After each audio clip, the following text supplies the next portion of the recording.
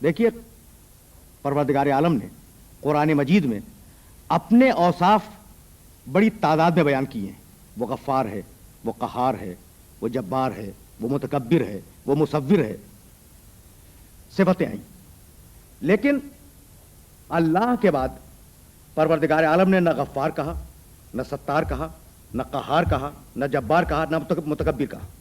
لفظ اللہ کے بعد بسم اللہ الرحمن الرحیم میں جو پہلا جملہ ہے قرآن مجید کا، اللہ کے بعد رحمان اور رحیم کو رکھا.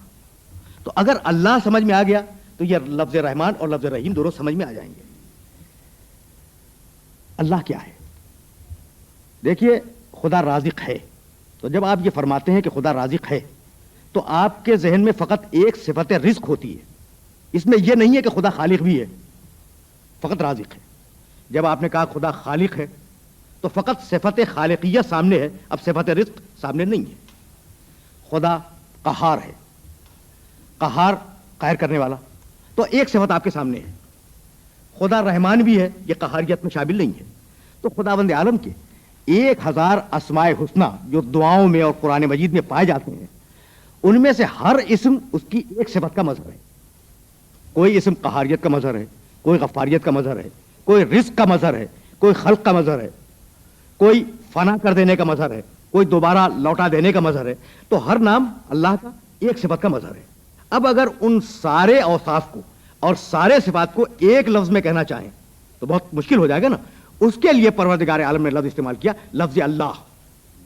رازق یعنی ایک صفت، خالق یعنی ایک صفت، مبدی ایک صفت، معید ایک صفت. اور جب اللہ آپ نے کہا تو جتنی بھی صفتیں ہیں کمال کی اور جتنی بھی صفتیں پروردگار عالم میں پائی جاتی ہیں وہ ساری کی ساری لفظ اللہ میں سمٹ کے آ گئیں. تو آغاز کیا پروردگار عالم نے اپنی کتاب کا اپنے نام سے جو اس کا اسم ذات ہے، جس میں ساری صفتیں سمٹ کے آ جاتی ہیں. اور اب اپنے نام کے فوراً بعد اس نے یہ نہیں کہا کہ یہ وہ اللہ ہے جو غفار ہے، جو قہار ہے، جو ستار ہے، جو متکبر ہے، جو غفور ہے. نہیں، اللہ کے فوراً بعد 2 صفتیں دی، یہ رحمان ہے، یہ رحیم ہے. یعنی اپنے پراپر ناؤن کے بعد، اپنے ذاتی نام کے بعد پروردگار عالم نے قرآن مجید میں سب سے پہلے جن صفتوں کا تعارف کرایا وہ 2 صفتیں، رحمانیت، رحیمیت. رحمان کے معنی وہ بلا تفریق مذہب و ملت ہر ایک کو نعمت دیتا ہے. یہ رحمان کا مفہوم ہے. وہ نہیں دیکھتا کہ فرعون ہے یا موسیٰ، وہ دونوں کو رزق دیتا ہے، دونوں کو نعمتیں دے رہا ہے.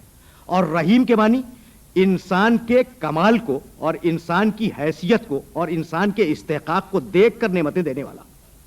تو دنیا میں وہ حضرت موسیٰ علیہ السلام کو بھی رزق دیتا ہے، فرعون کو بھی رزق دیتا ہے، نمرود کی بھی پرورش کرتا ہے، حضرت ابراہیم علیہ السلام کی بھی پرورش کرتا ہے.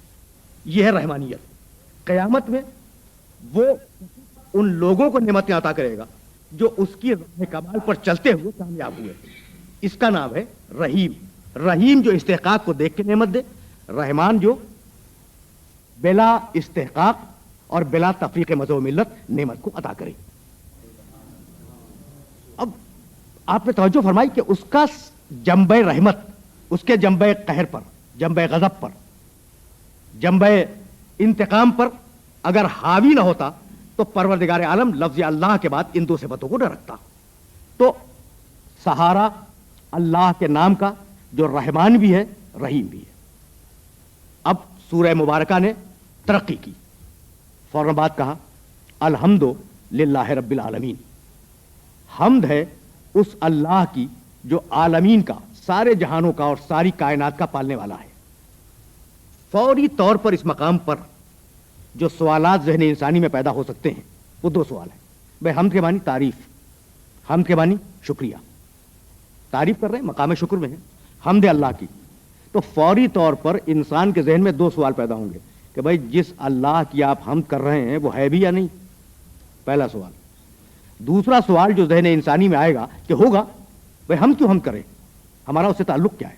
خدا کی قسم یہی بلاغت قرآنی کا اعجاز ہے کہ ادھر آپ کے ذہن میں 2 سوالات پیدا ہوئے اور ادھر قرآن مجید نے انہی لفظوں میں جواب دیا الحمدللہ، حمد اللہ کی. سوال آیا ذہن میں کہ بھئی ہے بھی یا نہیں، فوراً جواب دیا یہ اللہ وہ ہے جو عالمین کا پالنے والا ہے. بھائی فضا میں اگر بال کو پھینکو تو جب تک تمہارے ہاتھ کا فورس باقی رہے گا اس وقت تک بال فضا میں رہے گی، گیند فضا میں رہے گی، اور جس وقت فورس ختم ہوا وہ زمین پہ آ جائے گی، ہے یا نہیں؟ تو ایک ہے علت ایجاد اور ایک ہے علت بقا. یہ دو چیزیں ذرا سا توجہ کی طلبگار ہیں. علت ایجاد کا مطلب ایک آدمی نے ایک شے کو ایجاد کر دیا، یہ میز بنا دی ایک انسان نے. اب وہ ٹھیکیدار تو نہیں ہے کہ اس میز کو باقی بھی رکھے، ہو سکتا ہے پانی سے، دھوپ سے، سردی سے، گرمی سے، کسی چیز سے ٹوٹ جائے. تو بنانے والے کا کام بنا دینا ہے، باقی رکھنا، اسے مینٹین کرنا یہ بنانے والے کا کام نہیں ہے. تو کہہ سکتا تھا کوئی کہ کائنات کا کوئی خالق ہوگا، لیکن کیا ضروری ہے کہ اب وہ ہو؟ ممکن ہے مر چکا ہو. کہا نہیں، وہ رب العالمین ہے. اس وقت اگر مریخ، زہرہ، عطارد، سورج، چاند، زمین یہ سب باقی ہیں تو کوئی ان کا باقی رکھنے والا موجود ہے. پہلا سوال جو ذہن انسانی میں آ سکتا تھا کہ بھئی وہ ہے یا نہیں، اس کا جواب دیا کہ رب العالمین. اگر عالمین قائم ہے تو اس کا رب قائم ہے اور باقی ہے. دوسرا سوال کہ بھئی ہوگا، ہم اس کا شکریہ ادا کیوں کریں؟ اس کا جواب اس کے آگے بڑھ کے دیا کہ الرحمن الرحیم، یہ دنیا میں بھی نعمتیں دینے والا ہے اور آخرت میں بھی نعمتیں دینے والا ہے.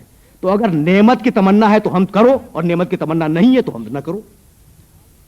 اب ایک سوال پھر ذہن انسانی میں پیدا ہوا کہ بھائی نعمت کی تمنا، نعمت تو دے رہا ہے نا وہ، اب تمنا کریں جب بھی دے گا اور نہ کریں جب بھی دے گا.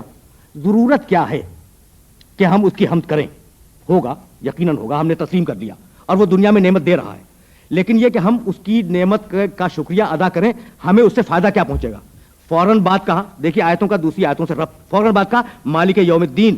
یہ نعمتیں فقط دنیا میں ختم نہیں ہوں گی، نعمتوں کا سلسلہ قیامت تک جانے والا ہے. وہ یوم الدین کا مالک ہے. تو اب اگر قیامت میں لازوال نعمتیں چاہیے تو اس کی حمد کرو، نہیں چاہیے تو نہ کرو.